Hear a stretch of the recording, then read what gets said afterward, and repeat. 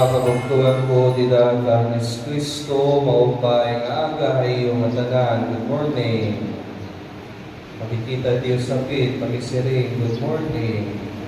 Kay bangay nakatulog. Mga kabugtuhan, adala kita ika-5 adlaw ang aton misa di aginaldo. Ika-5 adlaw ang aton pagpangandaman, di dahil nga mga misa nominaryo, pagpasinungan sa Senyora Diminen. O sugat man, pagpanandang ihapon, han aton kasing-kasing para han tiarabot na Pasko. Kaugod ang mga magusay naton nga mga decorations, ang mga preparation naton, ang mga exchange gift naton, mga Christmas party, wala tubo, no? Ang aton mga mga Christmas traditions, dirinutan naton hingalimtan, no? Ang pag-andam niwaton naton kasing-kasing. Dida naton gospel, no? Ang inbasay ng aga, aton nangingitan ni Maria, no? Di dahil pinaka-usahan, pinaka-importanting moment in history, no? The Annunciation, no? Ngan didahan ini nga pag siring ng anghel ay ang mensahe di kang sa Dios, no? Importante kaduro ani pagbaton ng diwa, no? Pagbaton ni Maria. Nasa ini ako masurugoon ang Ginoo, matumanunta din niya akon sumala ang imong pulong. Nganini nga mga pulong ni Maria, ini amo inusang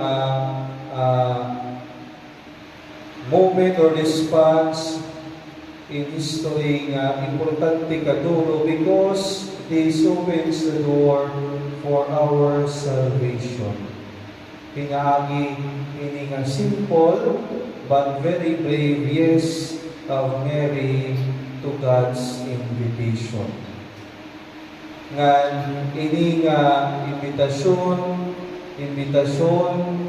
nga magsugod sa Dios, di nila ini para kan Maria, kundi para haaton nga tanan ninaton. And so let us reflect on paunan mo, ikita gihapon, iniimbitar ng Diyos mga magsiring na iya. Magsiring yes, magsiring oo, nganto niya mga imbitasyon. Because saying yes, it's not always easy. It's not always easy to say yes to the Lord, to God, to God's invitations. And so, how do we prepare our hearts to say yes to God? Siya ang punto natin pamalandong mga kabuktuan is openness to God's invitation. Pagiging abre, pagiging bukas, didahan mga pag-aghat ng Diyos, sila nagagawad daw ng kinabuhi. Verses sa naton karoyagon liwat to be in control. Nabisa nga ni kwan pa kita, mga puya pa kita, natututo na itong naatong. Pagiging serado, pagiging bukas. No? Yan kung close kita, walay mamumutang edad kamong naton. No? Dili kita makakarawan, dili kita makakampyot, bisan kang kanay. No? But when we are open, when our hands are open, when our hearts are open, may ada space para grasya. May mas na higitan nato, ikapas nato para umakyog nato sa Diyos. Didang gospel nato nilang aga, kay Maria, in surprise. The angel's greetings somewhat bother her. Siguro she had plans of her own to live quietly, to be married, to raise a family in the usual way. But God comes and invites her into something unexpected. Like Mary, kikita gihapon, we want to be in control over our future, our careers, and relationships nato, na nato security. But God's invitation asks something else. God's invitation asks openness. And as we know in the Gospel, Mary does not immediately understand everything. Kanang ini kadua nga punto nato ng pamanando, that to say yes to God, we also need courage and strength. Hindi nila openness. Openness prepares our hearts to say yes, but for us to be able to say yes to God, we also need courage and strength.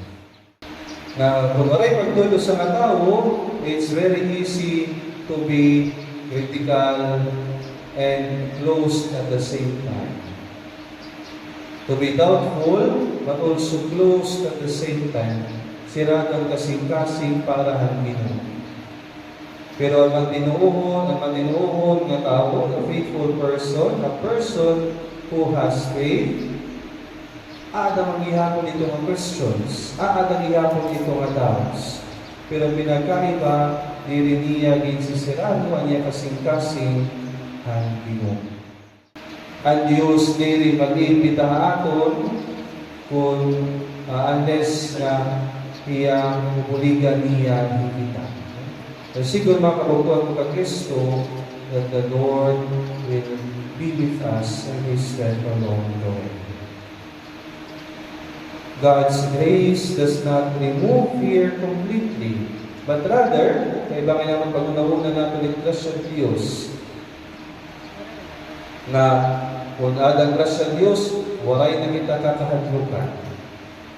But another way of looking at it, or a better way perhaps of looking at it, is seeing God's grace as giving us the strength and courage to move forward despite the fear. Ang kahadlong, ang kabaraka, aada lagi hapon. Aada ang Ginoo, nga ang namihatag iningaya kusog o kaiso para kita makagsiring-uho ngadto ang Ginoo. And this leads us to a deeper understanding ang pagtuo ni Maria, at pag-yes ni Maria ngadto sa Dios. And this leads us to our third point for our reflection, na para ato namang tinuuhon, saying yes to God does not mean being in control, but rather saying yes to God means that we are allowing ourselves to be available for God.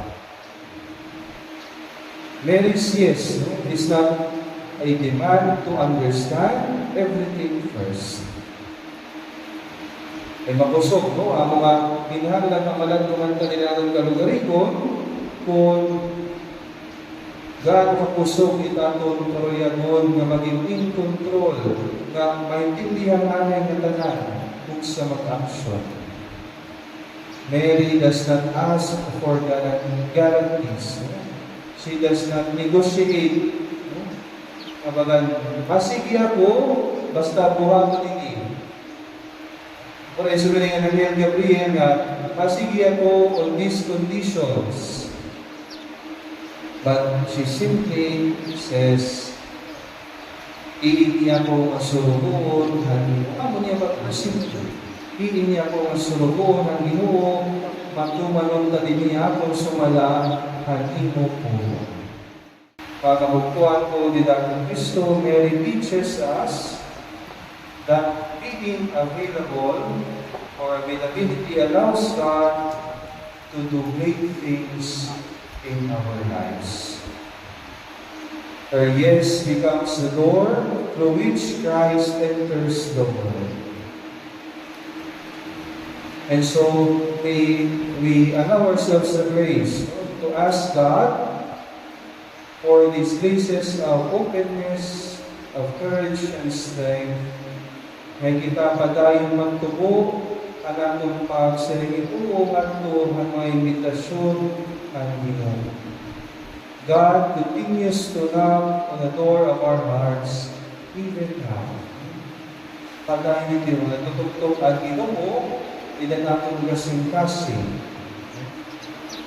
Not with loud demands, not with threats, but rather with a gentle invitation.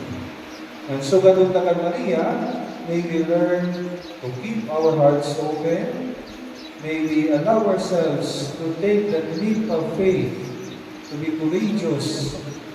May we allow ourselves to say yes, not in control, but in trust and surrender to God. Remember, every yes to God, no matter how small, allows Christ to be born into our lives, into our families, into our world. Ang mga atong yes, importante kaduro.